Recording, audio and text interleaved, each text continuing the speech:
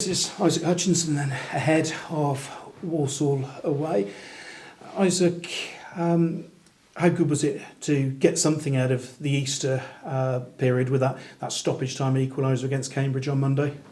Important. I think it was two tough games over that period, obviously, with where the two other teams were in the table and what they're sort of going for this season. So we knew it was going to be tough, and I think just getting a point and putting a little stop to that couple of losses on the bounce, it was just really important for us, and hopefully will give us a little push for the last bit of the season. And it does display the value of keep going right to the end, doesn't it? Which I guess the manager drills into you all the time, but good to get the rewards for it. Yeah, definitely. And I think, like you say, it is drilled into us. He doesn't let us stop or take our foot off the gas. And I think second half especially, we were probably on top and definitely on the front foot with what we were doing, and just weren't really able to carve out anything really clear cut. And sometimes you need a bit of luck to go your way, and it did. And when you just shows when you put the ball in an area of a bit of quality what can happen. And now Cheltenham a few points away from mathematical safety, which, bearing in mind where you were earlier on in the season, presumably you'd have bitten everyone's hands off for that, wouldn't you? Yeah, I think when you look at the way the season started, like it wasn't ideal at all, and yes, we've sort of been playing catch up ever since. So yeah, I think, like you say, when you start the season like that, you're probably just hoping to stay up, and I think we always have more than enough in the dressing room to do that. And there's been good periods and tough periods, but yeah, I think if we can just get over the line now, we've done it really with playing some good football, some real good performances in there, and improving a lot as a team. So I think once it's done, it will be a season we can be proud of. And is that kind of the main carrot from now until the end of the season, or is it just every time there's 90 minutes in a game to be won? Yeah, it is a case of just wanting to win every game. We want to finish as high as possible with as many points as possible. So that would always be the case. And yeah, there isn't really anything else to it. Once we stay up, that will be the aim. One of your former clubs this weekend, of course. I guess fond memories of there, because that's where you really kicked on, wasn't it? Yeah, loads of good memories there. Had two really good seasons, really enjoyable.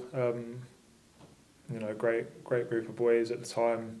Both managers I had were brilliant with me. So yeah, I haven't got a bad word to say really. And without Walsall, I guess, and playing there under Michael Flynn, you might not have come to Cheltenham.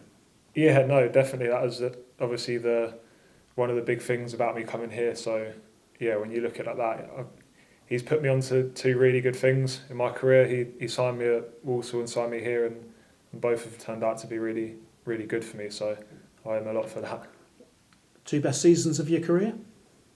Yeah, so the season under him at Walsall was a good season. I kicked on the next season, and when Matt Sadler was in charge, but that first season he gave me a lot of confidence, and yeah, I still had a good season. Then this season, yeah, I'd say probably performance-wise and in terms of regularly, performing and chipping in with the goals and stuff like that, I'd say, yeah, it's probably my best season. And what's that been like as being thought of as a player who can be relied upon to deliver the goods? Because I guess there comes a responsibility with that as well.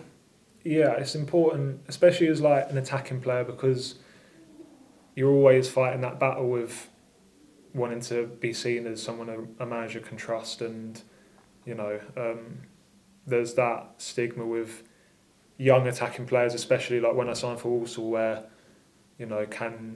can you play in certain games? Can you deal with playing game after game after game and being reliable and being a good team member basically? And so yeah, that's always the battle. And yeah, I mean, luckily enough, them 2 years at Walsall, I was viewed as that, I'd like to think, and here as well. But you've got to offer something to earn that trust, and without you putting in the performances, you're not going to get it.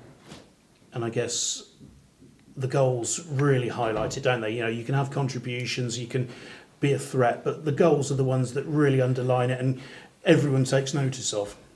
Yeah, like you say, it's the sort of time we're living in where the goals and assists are like the main things everyone looks for. So like there'll be games this season where I feel like I played really well, probably had my best games of the season and not scored. But you know, I'll have a game where I score a couple and then it's like that's my best game or whatever. So it is a weird one. I always try and put performance first, and then you like to think that, you know, if you keep getting in the right positions and the goals and stuff like that come after. And does the system kind of lend itself to helping you in that role for getting on the score sheet? Because obviously, you know, there's the one through the middle up the top, and there's the wingers out wide. So, you know, to help the central striker, whoever it is, the onus is kind of on you, isn't it? Yeah, it definitely helps because most of the season it's been Ben and Youngie in the middle with me, and out of the three, I'm probably the most attacking in that sort of sense. So it does give me a license to get on and support the attacking boys. And yeah, I think the way we've played has just lended itself to working out well for me. And you know, hopefully that can continue between now and the end of the season. But I've loved every minute of playing here and playing in that role, because that's mainly where I've played all season now, in that sort of left eight. And I think it's not really considered like an attacking position, but it just allows me to sort of do as much as I can, and I think I'm able to get forward and back and be involved all the time. At what point do you start to think about next season and where you might be next season? Because, you know, you've alluded to loving your time here, and that's been a great season for you, but what point do you sort of look forward as well and beyond what might happen? I don't know if it's a tough one really, because it's not really in my hands. It's not like I'm out of contract at the end of the season and I can sort of decide what I do. I'm still contracted to Bristol Rovers, so it's not really going to be my decision on how things go at the end of the day. So it's really a tough one to talk about, and I'd love to know sort of what's going to happen and be able to tell you that, but I just don't. I've just been wanting to enjoy this until, you know, the end of the season, because I know that who knows what will happen in the future, but I want to be able to look back on this period and end it on a high for one, but also just know that I've enjoyed it throughout, because it has been enjoyable. And when you have got that sort of situation in the background, I guess that does help you live in the now, doesn't it? In terms of, you know, make the most of this while it's here. Yeah, exactly. That is what I've tried to do all season. Really, is just enjoy it, because, you know, I've learned in football, you go to different clubs and you never know how it's going to go. You just don't. You don't know how the group is going to be, and we're really lucky here with the group we've got and how well we all get on. So you have to enjoy that while you can, because you might not get that sort of camaraderie again.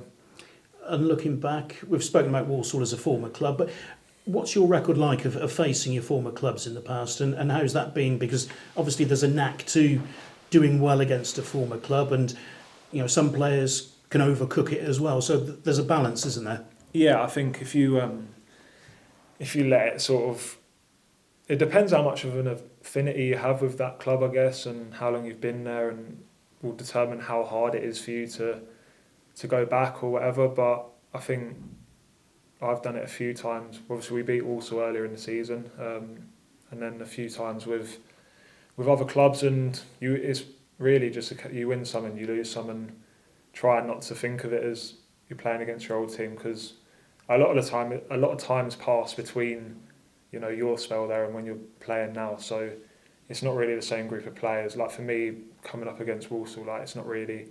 There might be a handful of people still there, so it's not even really like, you can't really make it into a big deal, because it's not like you're playing against the boys who you were sharing a dressing room with each day. It's like just playing any other team, really. Well, that's the way you've got to view it, I think. Good luck. Thank Cheers. you. Thanks, Isaac.